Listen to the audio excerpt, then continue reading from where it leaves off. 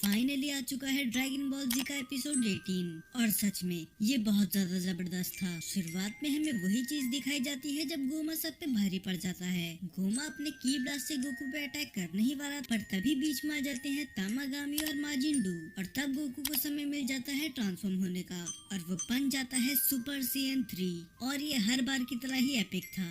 ये देखने के बाद तो पांजी उसे पहचान भी नहीं पाती कि क्या ये सच में गोकू ही है और तभी बाकी लोग भी वहाँ पर आ जाते हैं और उनकी हालत देख के हम अंदाजा लगा सकते हैं कि गोमा के पास कितनी पावर है। यहाँ तक कि वो अपने पैरों पे भी नहीं खड़े हो पा रहे थे और अब पूरे डीमन वर्ल्ड की उम्मीद थी गोकू के ऊपर। पर गोमा ये देख के कुछ ज्यादा इम्प्रेस नहीं होता। वो बोलता है कि तुम्हारी ये छोटी सी ट्रिक काफी नहीं है मुझे हराने के लिए और उसके बाद गोकू से स्लोली अप्रोच करता है पर अचानक से ही वो टेलीपोर्ट होकर गोमा के सामने आता है और उसके पेट में एक बहुत जोर की पंच मारता है।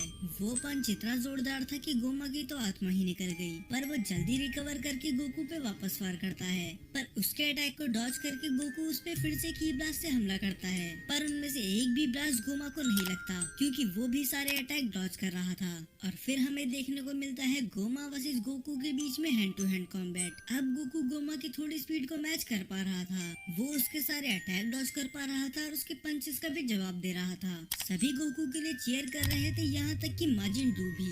वो गोकू की पावर देख के बहुत ज्यादा खुश होता है, आखिर वो है तो एक बच्चा ही। और माजिंबू को भी ये चीज बहुत ज्यादा पसंद आती है कि गोकू कितना पावरफुल हो चुका है और तभी उसके दिमाग में एक आइडिया आता है और वो वहाँ से चली जाता है। हाँ, चाहे गोकू गोमा के अटैक डॉज तो कर पा रहा था पर अब उसमें इतनी ताकत भी नहीं थी कि वो गोमा को हरा सके। तभी बीच में उसकी मदद करने आते हैं माजिंडू और तामागामी नंबर 1 पर उनकी मदद तो ना के बराबर ही थी क्योंकि वो दोनों मिलके भी उसे जरा सी भी खरोच नहीं दे पाए और यहाँ तक कि अब गोकू की एनर्जी भी थोड़ी ड्रेन होने लगी थी और तामागामी नंबर 1 और माजिंडू तो पूरा बेहोश हो चुके थे। पर हर बार की तरह बाजी पलटने आ चुका था हमारा माजिंकू और वो लौटता है एक बहुत बड़ी कुकी के साथ और वो शuriken की तरह वो कुकी माजिंडू के मुंह में फेंक के मारता है। और हम जानते ही हैं कि जब पिछली बार उसने कुकी खाई थी तो क्या हुआ था। अब फाइनली उसके पास भी थोड़ी एनर्जी आ चुकी थी, हालांकि थोड़ी नहीं बहुत ज्यादा ही एनर्जी आ चुकी थी, इतनी कि ये देख के खुद अरिंसू भी चौंक चुकी थी। और तभी माजिंडू देखता है गोकू की तरफ जो अपनी एनर्जी बूस्ट कर रहा था और गोकू को देख के वो उसको रेप्लिकेट करने की कोशिश करता है और खुद भी बन जाता है सुपर सैयन 3 या फिर माजिन 3। माजिंबू भी इसी तरह कोई भी ट्रिक देख के सीख जाता था तो माजिंडू ने भी यहाँ पर वही किया है। अरिंसू को समझ में नहीं आ रहा था कि आखिर ये किस तरह के जादू का इस्तेमाल कर रहे हैं क्योंकि इसने तो ऐसी चीज पहले कभी नहीं देखी। पर माजिंकू वो तो बस अपने छोटे भाई के लिए खुश था। अब दोनों ही मिलके गोमा पे अटैक कर देते हैं। माजिंडू अपने हाथों को जकड़कर गोमा को पूरी तरह से जकड़ लेता है और इससे पहले वो कुछ रिएक्ट कर पाता है इससे पहले ही गोकू उसके मुंह पे बहुत जोर का पंच मारता है और इसके बाद वो यहाँ पर भी नहीं रुकते। माजिंडू उसे घुमा घुमा कर हर चट्टान पे पटक देता है और वो घूमते घूमते बहुत ज्यादा दूर गिर जाता है। इससे पहले वो अपने आप को संभाल पाता फिर से गोकू उसके मुंह पे एक बहुत जोर का पंच मारता है और वो अभी भी रुकने का नाम नहीं ले रहे थे क्योंकि इसके बाद माजिंडू उसके ऊपर पंचेस की बारिश कर देता है। वो उस बेचारे को सांस लेने का भी मौका नहीं दे रहे थे। अरिंसू और कू दोनों ही खुश थे क्योंकि अगर वो ऐसे ही लड़ते रहे तो वो गोमा को हरा देंगे पर जिसका डर था वही हुआ। माजिंडू का पूरा स्टेमिना ड्रेन हो चुका था और अब वो फिर से नहीं लड़ सकता जब तक उसे फिर से चॉकलेट ना मिल जाए। अब वो तभी रिकवर कर पाएगा जब वो फिर से बहुत ज्यादा चॉकलेट खाए। पर गोमा इस बात का फायदा उठा लेता है और वो एक पंच में ही उसे बहुत दूर जाके गिरा देता है। अब ये देख के तामागामी नंबर 1 और गोकू उस पे अटैक करते हैं। लकीली वो दोनों भी उस पे भारी पड़ रहे थे, वो गोमा को मौका ही नहीं दे रहे थे अटैक बैक करने का। पर तभी थर्ड आई से एक पावर निकलती है और वो दोनों ही दूर जाके गिरते हैं और वो अपनी थर्ड आई की मदद से सभी आसपास की चीजें तबाह कर देता है और उसमें से एक हिट जाके लगता है सीधा गोकू को। और सच में अगर गोकू अपनी सुपर सैयन 3 फॉर्म में नहीं होता तो ये अटैक उसके लिए जानलेवा हो सकता था। अब गोमा गोकू के ऊपर चढ़ जाता है। अब वो गोकू के साथ भी वही चीज कर रहा था जो थोड़ी देर पहले उसी के साथ हो रही थी, उस पे लगातार अटैक करना। वो उस पे अपने हैवी पंचेस से अटैक कर रहा था। गोकू पहले से ही इतना वीक हो चुका था तो ये पंचेस उसके लिए और भी ज्यादा खतरनाक थे, इतने कि वो तो ठीक से खड़ा भी नहीं हो पा रहा था। और अब बारी थी ये सब खत्म करने की। तो गोमा गोकू पे अपने की ब्लास्ट से अटैक करता है और गोकू जमीन पे गिर जाता है। उसके पास अब इतनी एनर्जी भी नहीं बची थी कि वो हिल सके। और ये देख के पांजी और बुल्मा हैरान थे और नेवा थोड़ा डिसअपॉइंटेड। अब गोमा बहुत ही बड़ा की ब्लास्ट तैयार कर रहा था। ये तय था कि अगर गोकू वहाँ से नहीं हटा तो वो मारा जाएगा। और ये बात सबको पता थी, वो तब भी कुछ नहीं कर सकते थे क्योंकि तामागामी और माजिंडू बेहोश थे और वेजिटा, पिक्लो और सुप्रीम काय के पास इतनी पावर नहीं थी कि वो चल भी सके। तो क्या ये गोकू का अंत है? गोमा अपना की ब्लास्ट बहुत ज्यादा बड़ा बना लेता है और गोकू को अपनी आंखों के सामने अपना अंत दिख रहा था। पर तभी वहाँ पर आते हैं द लेजेंडरी नामेकियन नेवा और वो कुछ एनर्जी कलेक्ट करके सीधा गोकू को दे देते हैं। अब सब कुछ शांत हो चुका था और ये शांति थी आने वाले तूफान से पहले की। और एक बड़े से ऑरा के साथ गोकू ट्रांसफॉर्म होने लग जाता है। उसका ऑरा इतना खतरनाक था कि वो पूरे डीमन वर्ल्ड को ही हिला रहा था। सभी के सब हैरान थे, यहाँ तक कि खुद गोमा भी। पर वो टाइम वेस्ट ना करके वो एनर्जी बॉल गोकू की तरफ रिलीज कर देता है। पर गोकू उस अटैक को आराम से डिफ्लेक्ट कर देता है क्योंकि अब वो फाइनली बन चुका था सुपर सीएन 4। अगर आप मेरे चैनल को शुरू से फॉलो कर रहे हैं तो आपको पता ही होगा कि मैंने पिछले साल ही एक थियोरी निकाली थी कि गोकू इसमें सुपर सीएन 4 बन सकता है। और फाइनली अब ये सच हो चुका है। अब सुपर सीएन 4 पार्ट है ऑफिशियल ड्रैगन बॉल का।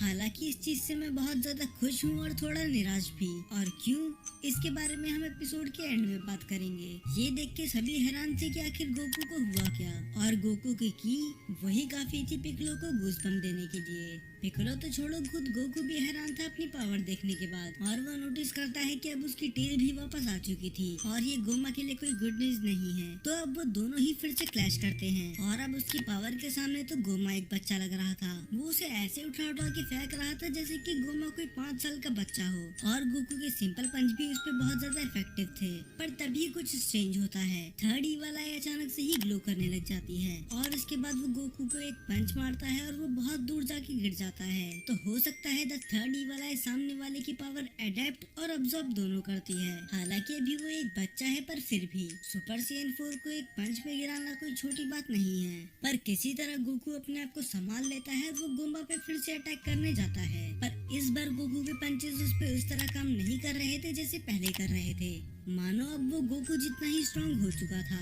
गोकू उस पे कई पंचेस और कई की ब्लास्ट से अटैक करता है पर वो काफी नहीं थे गोमा को रोकने के लिए। और गोमा भी अपनी पावर से सभी चट्टानों को उठाकर गोकू पे वार करता है पर गोकू एक मंकी की तरह उसको डॉज करके उस पे क्लोज रेंज से अपनी की ब्लास्ट से अटैक करता है। इसका इम्पैक्ट बहुत ज्यादा था, इतना कि अगर कोई नॉर्मल विलन होता तो वो अभी रेस हो जाता। पर गोमा वो अभी भी अपने दोनों पैरों पे खड़ा हुआ था, सही सलामत। सच में मैंने इससे बिल्कुल भी उम्मीद नहीं करी थी पर ये सच में बहुत ज्यादा खतरनाक है। अब ग्लोरियो को भी चिंता होने लगी थी तो वो भी जाता है गोकू की मदद करने के लिए। और पिक्लो, सुप्रीम काय और तामागामी नंबर 1 भी जाते हैं उसके पीछे पीछे क्योंकि वो जानते थे कि वो अभी रुके तो उनकी हार तय है। वेजिटा भी जाने की कोशिश करता है पर वो तो खड़ा भी नहीं हो पा रहा था। एक तो वो पहले से ही फिजिकली हर्ट था और अब गोकू को सुपर सीएन 4 में देख के वो इमोशनली भी हर्ट हो चुका है। तो बाकी सबके साथ साथ माजिंडू भी उनके पीछे जाता है पर जिसकी उम्मीद थी वही हुआ। गोकू के अलावा बाकी सबके अटैक किसी काम के नहीं थे। मानो गोमा के सामने वो एक मच्छर की तरह थे और वो आराम से ही एक एक को हरा देता है। पर गोकू उस पे पूरी ताकत से हमला करते ही रहता है। अभी पूरे डीमन वर्ल्ड में बस गोकू ही है जो उसे पूरी बराबरी की टक्कर दे सकता है और ये बात खुद गोमा भी जानता है। वो उस पे अटैक करने जाता ही है पर वो देखता है कि गोकू अपनी की बूस्ट कर रहा था तो गोमा उसे रोकने जाता है पर तभी बीच में आ जाते हैं ग्लोरियो और पिक्लो ताकि वो गोकू को थोड़ा और टाइम दे सके।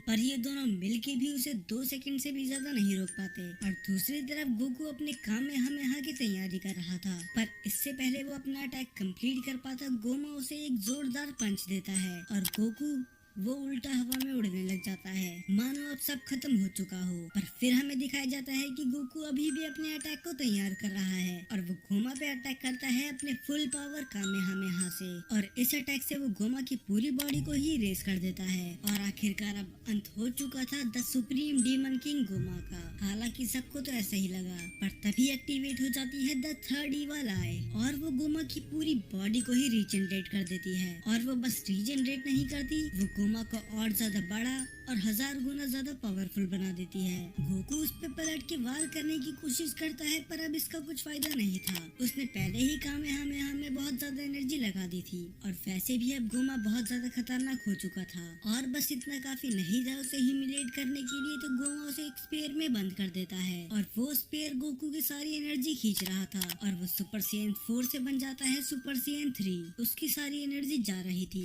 पर तभी ग्लोरियो के पास आता है एक कॉल और हम सब जानते ही हैं कि ये किसका होगा।